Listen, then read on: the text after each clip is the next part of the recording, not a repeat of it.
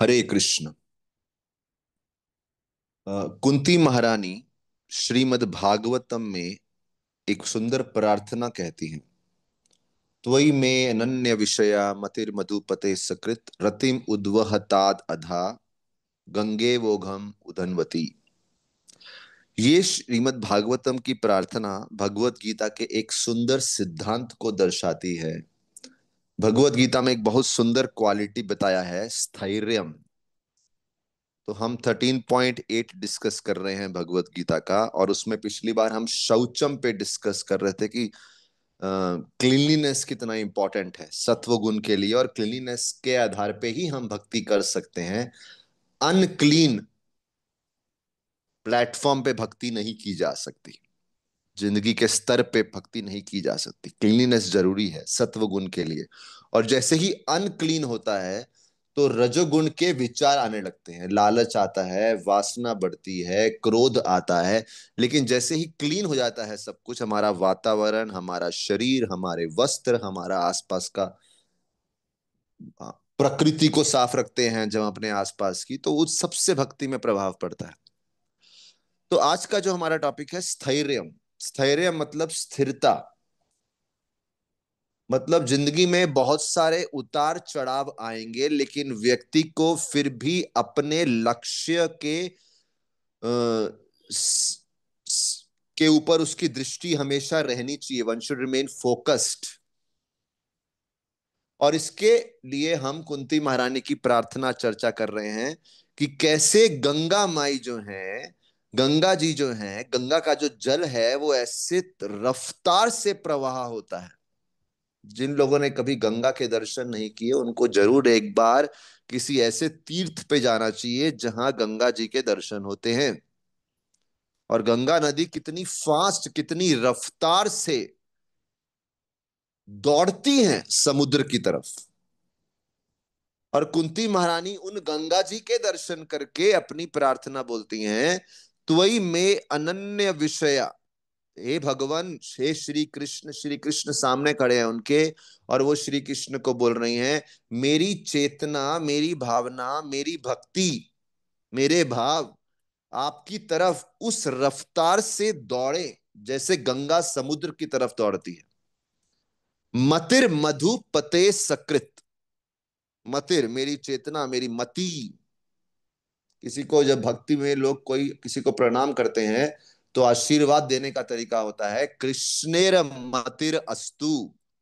आपकी मति में श्री कृष्ण विराजमान हो, आपकी मति श्री कृष्ण में लगे। तो इसलिए यहां लिखा है, मतिर मधुपते सकृत रतिम उद्वहतात अधा। मेरी मति, मेरी कॉन्शियसनेस, मेरी चेतना में रति उत्पन्न हो। रति इज अट्रैक्शन। और कैसा अट्रैक्शन? जैसा अट्रैक्शन भगवान श्री, जैसा अट्रैक्शन गंगा जी को समुद्र की तरफ होता है। और ये प्रार्थना कुंती महारानी उस स्तर पे कर रही हैं जब उनके जीवन में कहीं सारे उतार चढ़ाव आए हैं, बहुत संघर्ष आए हैं। उनका एक संघर्ष है, शुरुआत होती है, विषान महाग्ने, उनके पुत्र को विष दे के मारने का प्रयास किया गया। मतलब विष दे दिया, एक्चुअली मार दिया पुत्र को। तो अगर किसी का पुत्र छोटी उम्र में ही उसका देहांत हो जाए तो माता पिता पे क्या गुजरती है। और यहां तो पिता नहीं, मां ही अकेली हैं, कुंती हैं। कैसे? वो तो फिर नागलोक की कृपा से वो फिर जागृत हो गए, फिर पुनः उनको पुत्र की प्राप्ति हुई। महाग्ने, उनके 5 पुत्रों को एक साथ एक घर में जला के भस्म करने का प्रयास किया गया। पुरुषाद दर्शनाद, उसके बाद उनको एक ऐसे राक्षस के दर्शन हुए जो कि मैन ईटर, मनुष्यों को खाता है। तो देखिए बार बार उनकी संतान पे ही आक्रमण हुआ। विषान महग्ने पुरुषाद दर्शनात्। तो बार बार संतान पे जो आक्रमण हुआ, आप समझ सकते हैं माता पिता के लिए सबसे बड़ा दुख उनके शरीर पे दुख होगा तो नहीं, लेकिन उनके संतान पे दुख होगा। आप सब यहाँ गृहस्थ लोग बैठे हैं, समझ सकते हैं उनकी संतान पे कोई पीड़ा है, उनके प्राण, संतान के प्राण पे पीड़ा है, कितनी दुख होता है। व्यक्ति बुखला जाता है, व्यक्ति अपना, कहीं कहीं हफ्ते महीने लगते हैं उसको, साल लग जाते हैं, कहीं कहीं साल उस दुख से बाहर आने को। और आप सोचिए, कुंती महारानी बोल रही है, जब मेरे जीवन में ऐसे भी दुख आए, मैं बौखला ना जाऊं, मेरी चेतना आपकी तरफ उसी रफ्तार से दौड़े। तो वो गंगा जी पे ध्यान लगाती हैं कि गंगा जी जब दौड़ती हैं तो रास्ते में चट्टानें आती हैं बड़ी बड़ी, तो चट्टानों पे चढ़ती हैं उतरती हैं, चढ़ती हैं उतरती हैं, चट्टानों के साइड से निकल जाती हैं। So lot of adjustments have to be made. तो चट्टान आई बीच में, वो साइड से निकल के फिर समुद्र की तरफ भागी, या थोड़ा चट्टान ऊपर चढ़ सकते तो ऊपर चढ़ गई चट्टान के, फिर नीचे उतरी, फिर भागी। फिर कभी कभी टर्न आते हैं बड़े बड़े। गंगा जी का जो फ्लो है स्ट्रेट नहीं होता, टर्न, बड़ा ही तीखा टर्न आता है।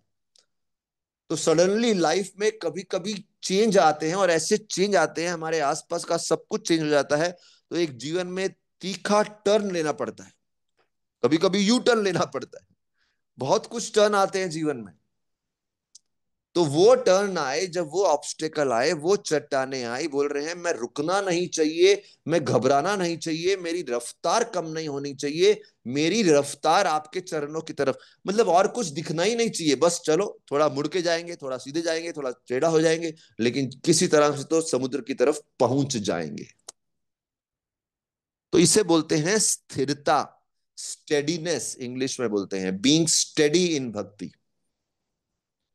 और बात आती है केवल भक्ति की नहीं, अगर आपको जीवन में कोई भौतिक लक्ष्य भी प्राप्त करना है तो स्टेडीनेस चाहिए, स्थिरता चाहिए। Through all ups and downs, जिंदगी के उतार चढ़ाव होते रहेंगे, लेकिन व्यक्ति को उस लक्ष्य पे अपना चित्त स्थिर करना है। तो भगवान श्री कृष्ण गीता में बोल रहे हैं, जो व्यक्ति स्थिर स्टेडी नहीं हो सकता, वो व्यक्ति ज्ञानी नहीं है, उसका ज्ञान, उसकी चंचलता है बहुत। अभी कुछ जगह पे ऐसा बताया गया है शास्त्रों में कि महिला का मन चंचल रहता है, उनसे ध्यान लगाना मुश्किल होता है। तो महिला की खासियत बताई गई है कि उनके अंदर भाव रहते हैं, और भक्ति में भाव की जरूरत है, तो भाव बड़ी जल्दी उनके अर्पण हो जाते हैं। डीटी वर्शिप बड़े आसानी से कर लेंगे, भगवान का श्रृंगार, भगवान के लिए भोग बनाना, भगवान की व्यक्तिगत सेवा बड़े भाव पूर्ण करेंगे। भगवान के लिए कुछ भजन गा लिए, इसलिए आप देखिए जगह जगह पे महिलाओं की मंडली होती है, वो हर रोज कभी या हर एकादशी को एकत्र होके भजन गाते हैं। लेकिन अगर बोला जाए कि एक जगह बैठ के ध्यान लगाओ, तो अक्सर ध्यान में, ऑफ कोर्स मैं इसे कोई ब्लैंकेट रूल सबके लिए नहीं बोलूंगा, लेकिन अक्सर ऐसा लोग बोलते हैं, देखा गया है कि पुरुषों की संख्या ध्यान में ज्यादा रहती है, और संगीतमय भजन में महिलाओं की संख्या ज्यादा रहती है, क्योंकि महिलाओं के अंदर भाव more strong in the feminine consciousness. और मैं यहां पे ये बात क्यों रिपीट कर रहा हूं, क्योंकि कुंती महारानी जो है, उनके अंदर भाव भी हैं, लेकिन एक महिला के भाव में वो ये बोल रही हैं कि स्थिरता भी होनी चाहिए। She is praying for that determination, वो दृढ़ निश्चय भाव के लिए प्रार्थना कर रही हैं। क्योंकि भाव वाले लोग क्या होते हैं, भाव वाले लोगों का प्रॉब्लम क्या है, एक जगह भाव लग गया, कल को कहीं और भाव लगा तो वहां लग गया, वो मूड बदलता रहता है। आज इधर करने का मूड है, कल को उसका मूड है, परसों उसका मूड है, सडनली भाव बदल रहे हैं, तो ऐसे आदमी स्थिर कैसे रहेंगे। और आजकल मैं केवल महिलाओं का नहीं, आजकल पुरुष हो महिला हो दोनों का मूड बदलता रहता है। इसलिए हमारे मंदिर में रास क्या बोलते हैं, स्विंग, वो झूलन यात्रा, अभी झूलन यात्रा आने वाली है, 5 दिन की यात्रा, रक्षाबंधन उसका आखिरी दिन होता है। वो 5 दिन राधा कृष्ण को झूले पे विराजमान करते हैं। तो भक्त लोग बोलते हैं हमें झूले की लीला सुनाओ, झूलन की लीला सुनाओ राधा कृष्ण की। इंग्लिश में बोलते हैं स्विंग पास टाइम्स। स्विंग है ना, झूले पे बिठाया। तो एक भक्त बोल रहे थे कि अरे, हमारी क्या औकात है स्विंग पास टाइम सुनने की, हमारे तो मूड स्विंग्स ही इतने सारे होते रहते हैं। हमारे तो मूड ही स्विंग होते रहते हैं, तो जिसके मूड स्विंग होते रहते हैं, पहले अपने मूड को तो स्थिर करो एक जगह पे, बाद में स्विंग पास टाइम सुनना। तो कुंती महारानी बोल रही हैं, let my consciousness be fixed. और जब जीवन में सब स्थिर भी हो गया है, पुत्र को जहर खिलाया वो भी ठीक हो गया, और पुत्र की मृत्यु हो गई वो भी पुनर्जागृत हो गया, सब कुछ ठीक हो गया, पुत्र वधु भी वापस, मन शांत हो गया द्रौपदी का, युद्ध भी जीत गए। अब कुंती महारानी को डर लग रहा है कि अब सुख इतना है, वो सुख में डूब जाऊंगी मैं। तो पहले दुख की चट्टान थी, अभी सुख की चट्टान आ गई है, और सुख की चट्टान is more difficult to overcome, because आदमी को मोटिवेशन ही नहीं आता कि भक्ति क्यों करे। So then she makes a special prayer. क्योंकि जब सुख के जो बंधन होते हैं वो बड़े स्ट्रांग होते हैं, बहुत स्ट्रांग होते हैं, सुख में जो मोह होता है, इसलिए जब काम क्रोध मोह मद मत्सर्य, तो जब दुखी है तो क्रोध रहेगा व्यक्ति के जीवन में, लालच रहेगी। लेकिन जब लालच शांत हो गई, क्रोध शांत हो गया, सुख में कौन से बंधन रहेंगे? सुख में बंधन रहेगा मोह का, अटैचमेंट का, to the current present people around you, to your circumstances, वो मोह के प्रति अटैचमेंट होता है। और सुख में मद रहेगा। व्हाट इज मद? मद इज प्राइड, अहंकार आ जाता है। I am the most stable on the planet Earth. तो इसके बारे में ना, एक गीता में वो श्लोक पढ़ने चाहिए, 16वें अध्याय के 13, 14, 15 नंबर श्लोक। वो बताते हैं कि सुख में किस प्रकार का बिविल्डरमेंट होता है। उसमें लिखा है, ईश्वरो अहम अहम भोगी, सिद्धो हम बलवान सुखी।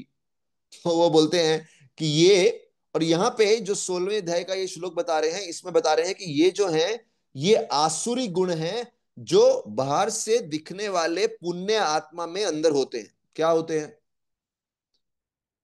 इदम अद्य मया लब्धम, मैंने इतना कुछ प्राप्त कर लिया है।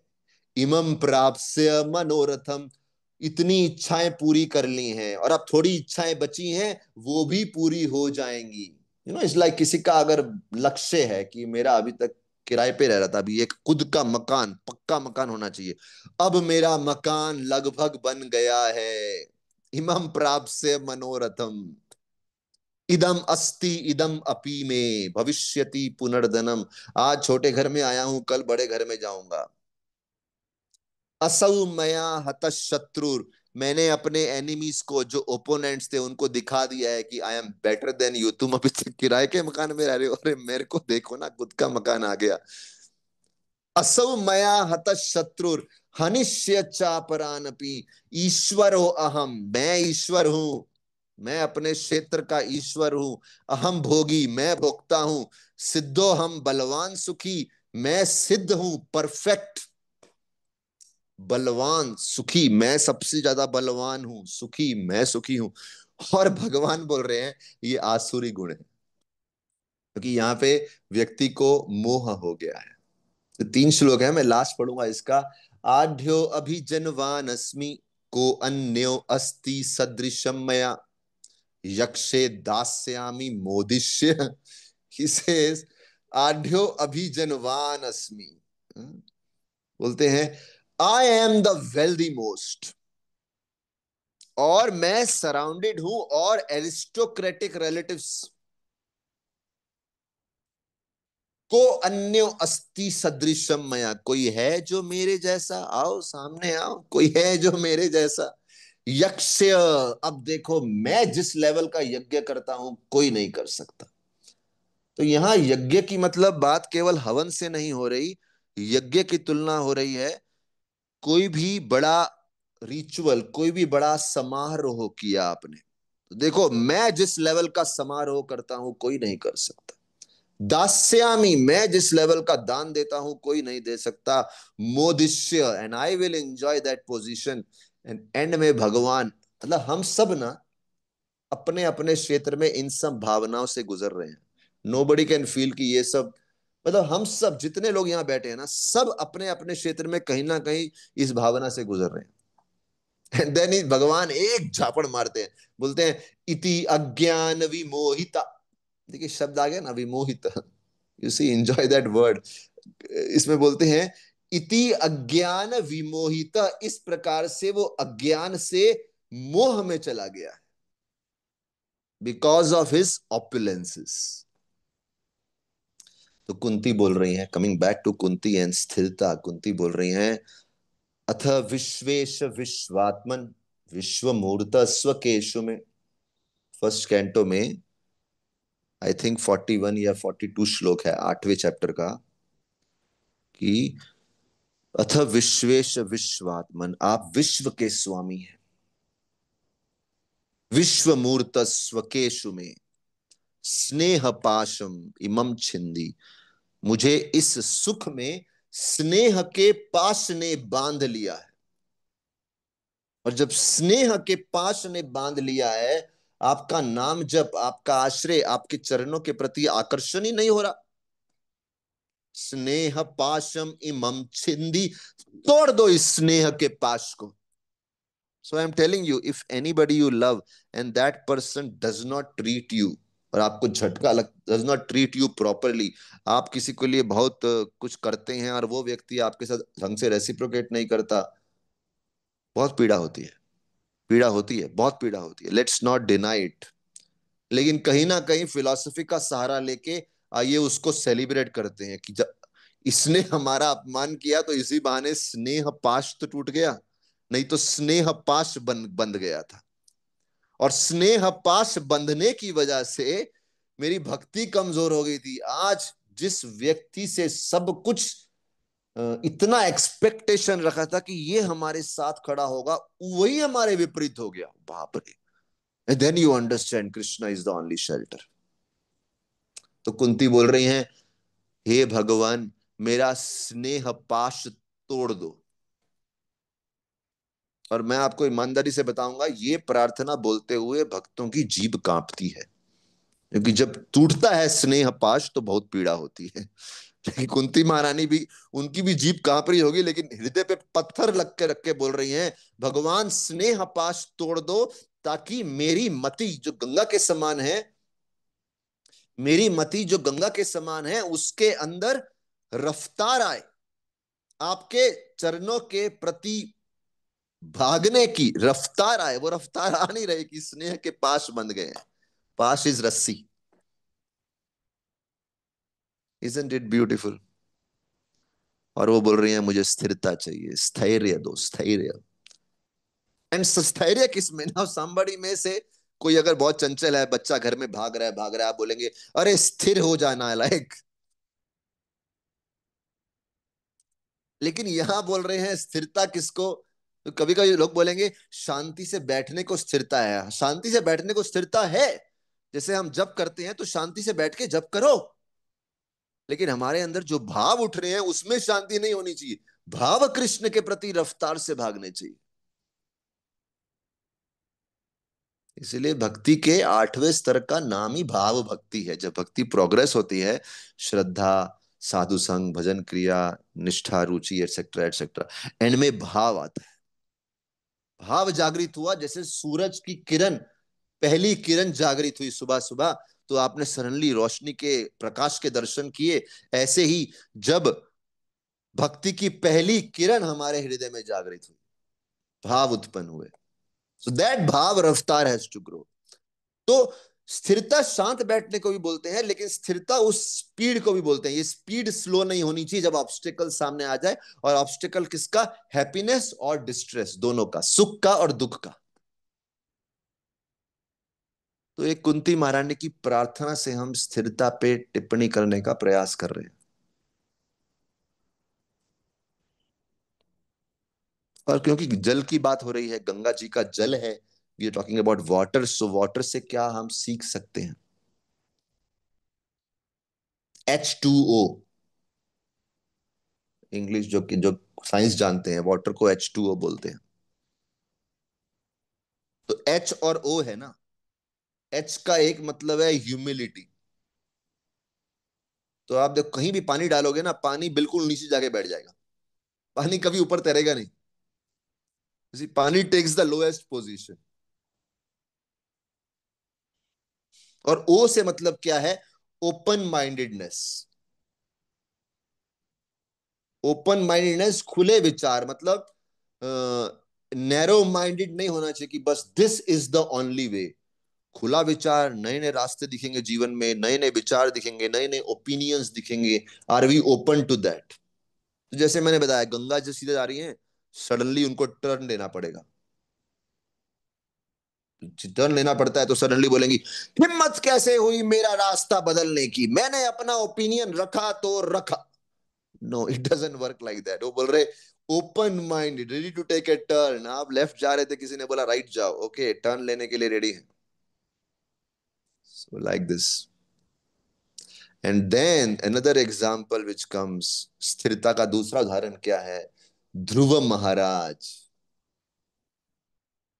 जब वो 6 महीने की तपस्या करने गए तो सबसे पहली परीक्षा उनके गुरु ने ली। नारद मुनि ने बोला, अरे मत करो ये, तुम्हारे बस का नहीं है, छोटा बच्चा है और जरूरत भी नहीं है इसकी, घर में रहो शांति से। उन्होंने भटकाने का कोशिश किया। बहुत सारे लोग आपको धर्म का ही रूप लेके आएंगे और आपको भटकाएंगे। Then you have to be, नहीं मुझे जाना है आगे, मुझे जाना है आगे, मेरी रफ्तार कम नहीं होनी चाहिए।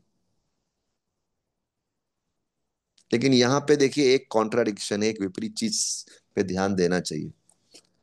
ध्रुव महाराज के सामने नारद जी आए। ध्रुव महाराज 5 साल के जा रहे थे भगवान की खोज करने। नारद जी ने बोला, आप बच्चे हो और वैसे भी सबसे बड़ी भक्ति है मन को शांत करना। तुम इस रफ्तार से जा रहे हो, क्यों जा रहे हो? तुम कहाँ जंगल में जाके भक्ति करोगे? मधुबन जा रहे हो, क्यों मधुबन जा रहे हो? सॉरी, मधुबन तो उन्होंने सोचा नहीं था, नारद मुनि ने बोला मधुबन जाओ। लेकिन उनको रोक रहे थे, तो कोई बोलेगा ये तो भक्ति करने से रोक रहे हैं। ध्रुव महाराज ने बोला मैं नहीं सुनूंगा, वो आगे गए। लेकिन इसका कॉन्ट्राडिक्शन क्या है? भगवत गीता में अर्जुन भी वन में जाना चाहते थे और श्री कृष्ण ने उनको रोका। तो भक्ति का जो एक्सटर्नल रूप है, अभी सोचिए कोई बोले कि मुझे आज 32 64 माला रोज करना है और उनको बोलो नहीं, आपके लिए हेल्दी नहीं है, और किसी के लिए हेल्दी है तो उनको रोके तो बोलेगा भक्ति करने को रोक रहे हो। कृष्ण ने अर्जुन को रोका था ना। तो कृष्ण का अर्जुन को रोकना, भगवान का अर्जुन को रोकना वाज परफेक्ट। लेकिन नारद मुनि का ध्रुव को रोकना परीक्षा थी। तो देखिए दोनों एक विपरीत चीजें हैं। तो कोई एक चीज का सहारा नहीं ले सकता, हर किसी के जीवन की परिस्थिति अलग है। तो जब नारद मुनि ने ध्रुव जी को रोका तो ध्रुव जो है, ध्रुव, ध्रुव मतलब डिटर्मिनेशन, स्थिरता। बोले नहीं मैं जाऊंगा, मुझे तो भगवान की खोज करनी है। और वहां पे कितना तपस्या किया। पहले उन्होंने 3 दिन में केवल एक बार फल खाएंगे, फिर 6 दिन में एक बार कुछ पत्ता खाएंगे, फिर धीरे धीरे 9 दिन में पानी पिएंगे, फिर 12 दिन में केवल सांस लेंगे। तो ऐसे धीरे धीरे उन्होंने अपनी तपस्या को बढ़ाया। अभी देखिए ध्रुव महाराज ये नहीं 2 महीने परेशान हो गए, अरे मम्मी की याद आ रही है, घर जाना है मेरे को।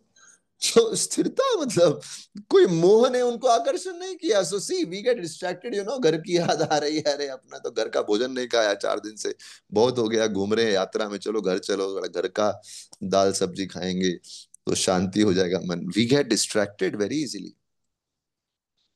हम लोग भटक जाते हैं अपने मार्ग से, और कोई भी हो। मुझे अभी भी याद है, खाने की बात आई ध्रुव महाराज की, मैं आपको अपना एक उदाहरण बताता हूँ। मैं जब 17 साल का था, 17 साल का, दिल्ली से निकला मुंबई पढ़ाई करने के लिए। तो बड़े खुश थे कि हम मुंबई शहर जा रहे हैं, क्योंकि आजकल तो पता नहीं, उन दिनों में दिल्ली वालों के लिए मुंबई जाना मतलब बहुत बड़ी बात मानी जाती थी कि मुंबई जा रहे हैं, लड़का मुंबई जा रहा है पढ़ाई करने के लिए, मेडिकल डॉक्टर बनने के लिए। मुंबई का एक बड़ा क्रेज था उस समय। मुंबई तो आ गए। पहले आए तो मुंबई नगरी को पहले देखा था, 2 3 बार आ चुके थे घूमने के लिए, बट दोबारा आए तो लगा अरे मुंबई। आई थिंक आप में से काफी सारे लोग उसी साल पैदा हुए रहेंगे जस्ट। तो ये तभी आए, तो मुंबई आए तो वहां पे 1 महीना रुके। और मेरे पिताजी ने बोला था अभी 6 महीने तक तुम वापस नहीं आएगा। क्यों वापस नहीं आएगा? अरे जब पढ़ाई करो, अभी गए हो, और आने जाने का खर्चा भी होता है, इतना आना जाना नहीं करना अभी। एक महीने बाद घबराहट हो गई, अरे यहां नहीं रह सकते, अभी घर जाना है कैसे। तो पिताजी को बताया नहीं, इमीडिएटली जो टिकट मिली टिकट कराई और घर पहुंच गए। और मेरे पिताजी घबरा गए, क्या हुआ, कॉलेज छोड़ के आ गया। मैं बोला नहीं, वहां मन नहीं लगता, वहां पे कैसे इतना दूर भेज दिया आपने, घर के दूर कभी रहे नहीं हम लोग। 17 साल की उम्र में ये हो सकता है, क्योंकि हम लोग कभी घर के बाहर ही नहीं गए, तो सडनली 17 साल की उम्र में अरे इतनी याद आ रही है, वापस जाना है।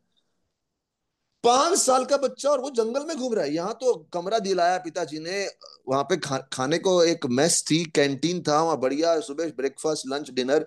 खुद कमाना भी नहीं है, पिताजी ने पैसा दिया है कि चलो ये ले लो, आपको ब्रेकफास्ट लंच डिनर जो खाना है अच्छे से खाओ, पढ़ाई करो, सब कुछ सेट करके दे दिया। ये बच्चे को तो कुछ भी नहीं दिया, जंगल में जा रहे हैं। और ये, अच्छा हम तो कोई ऐसा भी नहीं कि बड़े महल से रहने के लिए आए हैं। ये ध्रुव तो एक महल, मतलब उनके पिताजी तो पृथ्वी के राजा हैं। पृथ्वी के, मैं दिल्ली के राजा नहीं बोल रहा, पृथ्वी के राजा है। But this guy has so much determination, इतनी दृढ़ निश्चय है, इसलिए उनका नाम ध्रुव है। ध्रुव और धृति मिलता जुलता नाम है। भगवान धृति शब्द का प्रयोग करते हैं 18वें अध्याय में, डिटर्मिनेशन। सो इंटरेस्टिंग पॉइंट, ध्रुव एंड धृति। किसी के घर में दो बच्चों का जन्म होता है, बेटा बेटी, बड़ा अच्छा नाम है, ध्रुव और धृति। तो आप देखिए, धृति डिटर्मिनेशन। अच्छा, भगवान को मालूम है कि स्थैर्य, स्थैर्य का दुश्मन क्या है, इंद्रियों का भटकना। इसीलिए स्थैर्य के इमीडिएटली बाद अगला शब्द क्या लिखते हैं, अमानित्वम दंभित्वम अहिंसा शांति आर्जवम आचार्योपासनम शौचम स्थैर्यम आत्म विनिग्रह। आत्म विनिग्रह इज सेल्फ कंट्रोल। स्थैर्य के बाद लिखते हैं सेल्फ कंट्रोल होना चाहिए, आत्म संयम होना चाहिए। एक एक संत हुए, एक व्यास तीर्थ, उनके शिष्य कनकदास, शायद ये उन्हीं का कहानी है, कथा है। कथा आप लोगों ने अलग फेमस कथा सुनी है, लेकिन मैं एक संदर्भ में बता रहा हूं। जब वो गुरुकुल में थे तो गुरु जी ने सबको केला दिया, बोले ये केला खाओ, किसी ऐसी जगह जाके खाओ जहां पे कोई देख ना रहा हो। तो सब लोग इधर उधर चले गए खाने के लिए, कोई पेड़ के ऊपर चला गया, कोई गुफा के अंदर चला गया। तो ये कनकदास जी थे, वापस केला लेके आ गए। बोले आपको पूरा दिन दिया, 24 घंटा, एक जगह नहीं मिली आपको। ही सेड ऐसी कोई जगह है ही नहीं जहां भगवान नहीं है। भगवान तो परमात्मा के रूप में हमेशा देख रहे हैं। उपदृष्टा, अनुमंता, भर्ता, भोक्ता, महेश्वर। सो ही इज वॉचिंग अस। तो यहां बोल रहे हैं, जब वो देख रहे हैं, मुझे ऐसी कोई जगह नहीं मिली। नाउ दिस इज इंटरेस्टिंग, वो 24 घंटे से बालक भूखा है, लेकिन उसने अपनी भूख पे कंट्रोल किया, सेल्फ कंट्रोल। तो भगवान नेक्स्ट चीज बोलते हैं, सेल्फ कंट्रोल होना चाहिए। और इसके ऊपर चौथे अध्याय में कई बार ये शब्द प्रयोग किया है, आत्म संयम, आत्म संयम, आत्म संयम, अपने ऊपर कंट्रोल करो। इसलिए योग मार्ग में बहुत सारी साधनाएं होती हैं कंट्रोल डेवलप करने के लिए। जैसे उनका एक प्रैक्टिस होता है त्राटक, कि आप सामने एक मोमबत्ती जलाओ और उसको देखते रहो, देखते रहो, देख रहो, आंख नहीं झपकानी है।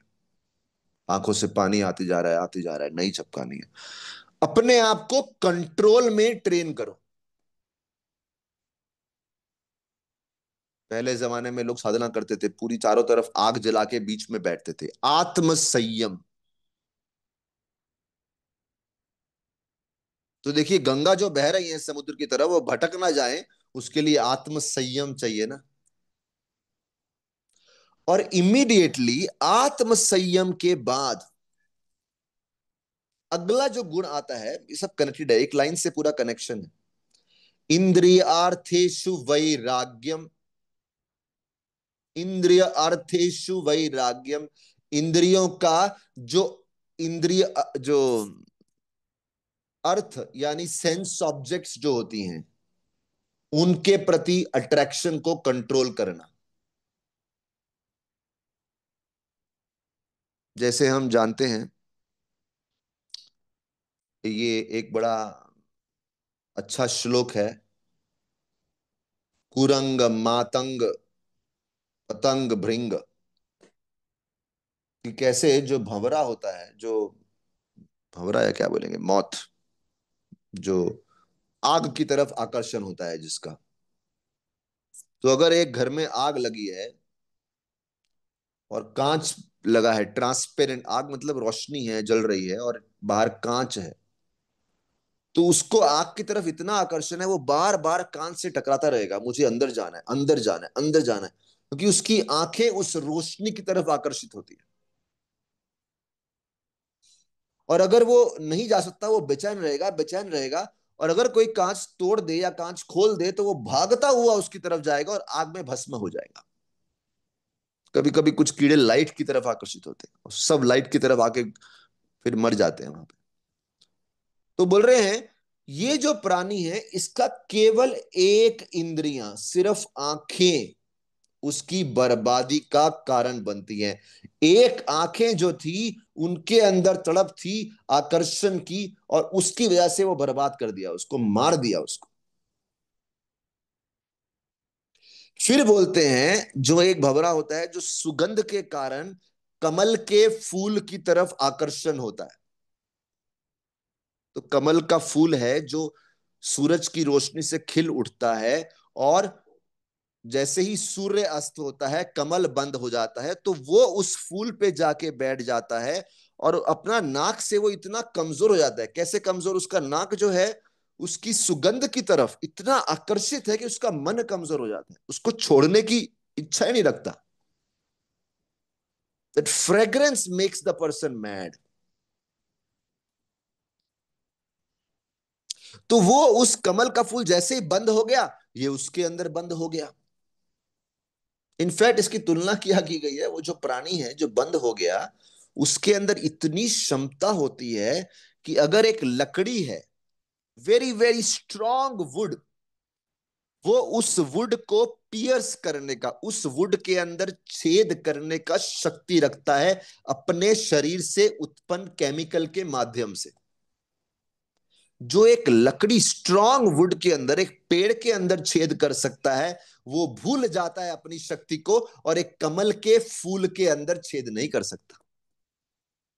उसको कमल के फूल की पंखड़ियों को फाड़ के बाहर नहीं आ सकता, और इतना समय अंदर रहने की वजह से मर जाता है। तो यहां बोल रहे हैं, देखो अट्रैक्शन कितना है। आपकी एक इंद्रियां जो है, नोज है, जिसको फ्रेग्रेंस के प्रति आकर्षण है, सुगंध के प्रति आकर्षण है, वो आदमी को कितना पागल बना देता है कि उसके जीवन से उसको हाथ धोना पड़ता है। तो भगवान बोल रहे हैं, इस जगत में अगर डेंजर है ना, तो आपको डेंजर अपने पड़ोसियों से नहीं है, अपने दुश्मनों से नहीं है, अपने ओपोनेंट से नहीं है, आपको गवर्नमेंट के टैक्स से उतना दुश्मन नहीं है जितने दुश्मन आपकी पांच इंद्रियां जो आपके साथ बैठी है। दिस इज वेरी इंटरेस्टिंग, मतलब आदमी को डर किसी बाहर की शक्ति से इतना नहीं है, जिसकी खुद की इंद्रियां जो उससे ऐसे काम करवाती हैं, जो उसको रिस्क की तरफ लेके जाते हैं। तीसरा, आंख हो गया, नाक हो गया, कान। कान का क्या है? हिरन। एक्चुअली सुगंध का एक और उदाहरण है, सुगंध का उदाहरण हिरन, एक हिरन होता है, मस्क डियर, कस्तूरी, कस्तूरी हिरन। कस्तूरी हिरन की नाभि में रहती है, और हिरन उसकी सुगंध के लिए भागता है पूरे जंगल में कि ये सुगंध कहां से आ रही है। तो वो सुगंध उसको इतना बांध लेती है कि वो किसी चीज पे फोकस ही नहीं कर सकता। हमने पढ़ा ना, अज्ञान विमोहित, अज्ञान से मोहित, भ्रमित हो गया है, सुगंध ने बांध लिया है उसको। और हिरन का कान से उदाहरण है कि हिरन को आकर्षण होता है सुंदर म्यूजिक से।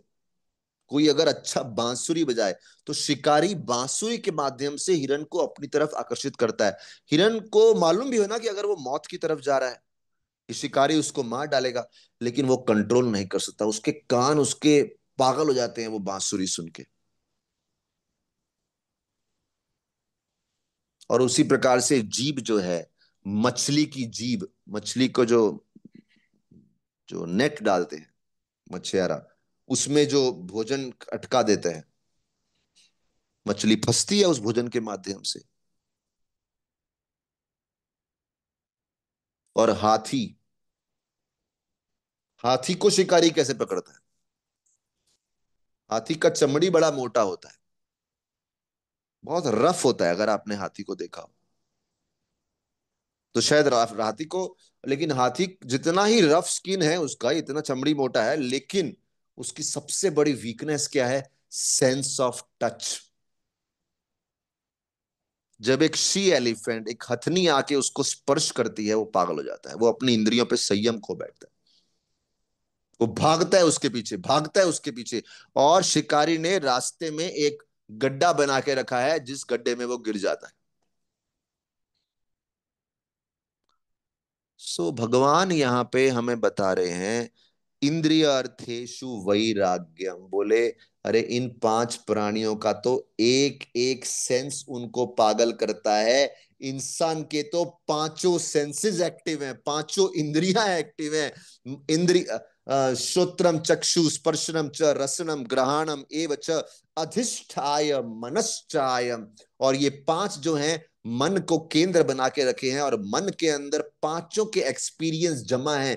जब उन्होंने आंखों से कोई वस्तु का भोग किया, नाक से भोग किया, कान से भोग किया, जीभ से भोग किया, स्पर्श से भोग किया, और जिसने एक बार उसको चख के रखा है ना, वो मन में ऐसे संस्कार जमा हैं, और वो मन आपको ऐसा पागल के रखे रखा है, आपको स्थिर होने ही नहीं देता, और बार बार आपको माया की तरफ भड़काता है, माया में फंसाता है बार बार। वेरी नाइस श्लोक, ये पढ़ना चाहिए आप सबको। 15 चैप्टर का 8वां और 9वां श्लोक। अधिष्ठाय मनश्चायम, मन के ऊपर ये पांचों इंद्रियां अलग अलग दृश्यों को लेके मन में डिपॉजिट कर देती हैं। Right, yes. अगर आप मानते हैं इस बात को कि कभी कभी सामने भोग की वस्तु नहीं होती, सुगंध भी नहीं है, सुनाई भी नहीं दे रहा, लेकिन फिर भी मन में वो इंपल्सेस एक्टिव रहते हैं, माइंड में एक्टिव है वो impulses. Right this, yes. If अगर आपको लगता है माइंड में वो संस्कार एक्टिव है, आप देख भी नहीं रहे लेकिन मन में कैसे कैसे विचार आ रहे हैं, आप सुन भी रहे कैसे कैसे विचार आ रहे हैं, कहां से? अधिष्ठाय मनश्चायम। बोले इंसान की हालत तो देख, देख तेरे इंसान की हालत क्या हो गई भगवान। ऐसा कुछ तो एक गाना है शायद। हम्म, शायद वो कुछ और है, लेकिन मैं कुछ बोल रहा हूँ। लेकिन देख तेरे इंसान की हालत क्या हो गई। So, भगवान बोल रहे हैं ये एक और चीज है, जो ज्ञानी है वो इस चीज के प्रति सतर्क रहता है। क्या सतर्क रहता है? कि how this five forces are active, six forces, पांच इंद्रियां और एक मन, और ये आपको स्थिर नहीं रहने देती। इसीलिए जब अम्बरीश महाराज का प्रसंग आता है, बहुत बड़े राजा हुए, तो बोलते हैं वो बहुत बड़ी, इतनी अच्छी भक्ति कैसे कर पाए? क्योंकि उन्होंने अपनी इंद्रियों को कहीं ना कहीं एंगेज रखा, बिजी रखा।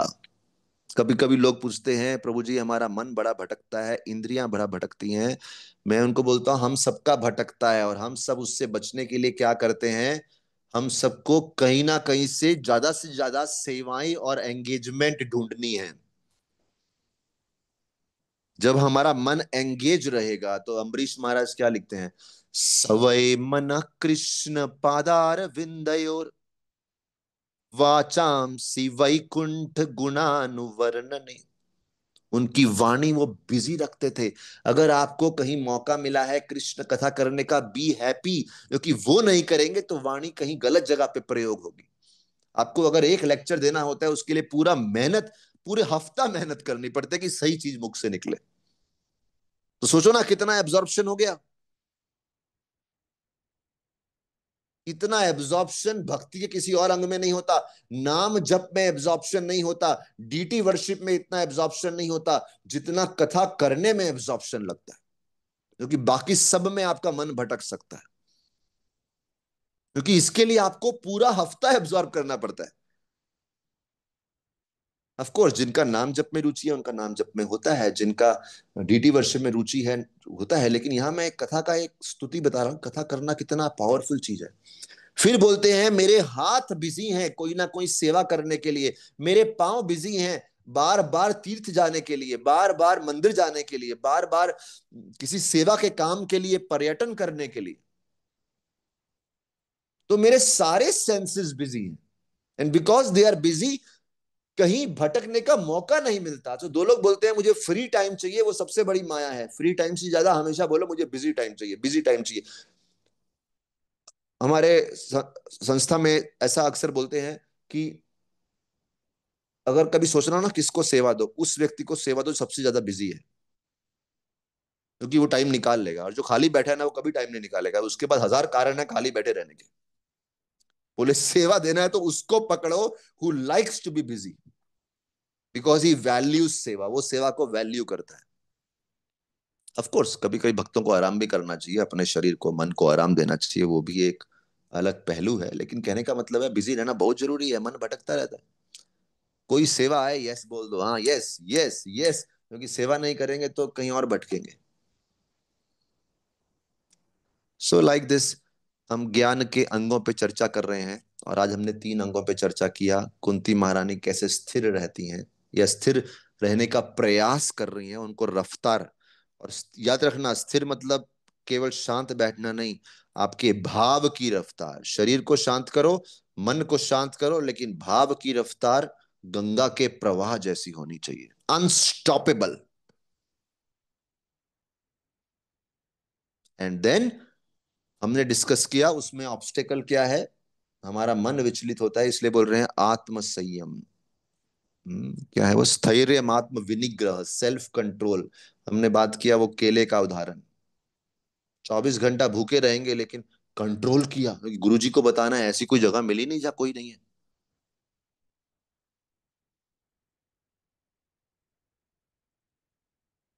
जब भी एक मेरे को उदाहरण याद आ गया रामायण का। जब भी हम्म,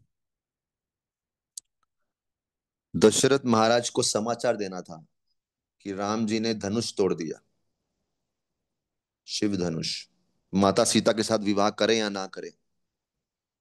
तो जनक महाराज ने जिन लोगों को चुना, वो इतनी रफ्तार से गए, इतनी रफ्तार से गए, मैं एग्जैक्ट भूल गया बट शायद वो 7 दिन का जर्नी 4 दिन में कवर किया, ऐसा कुछ है। खाए पिए नहीं, ऑर्डर मिला है और प्रेम था उनको। जो ऑर्डर देने वाले हैं ना उनके प्रति प्रेम हो तो होता है। अगर जिसने ऑर्डर दिया उनके प्रति प्रेम ना होना तो व्यक्ति भटकता है, ये भी एक चीज है।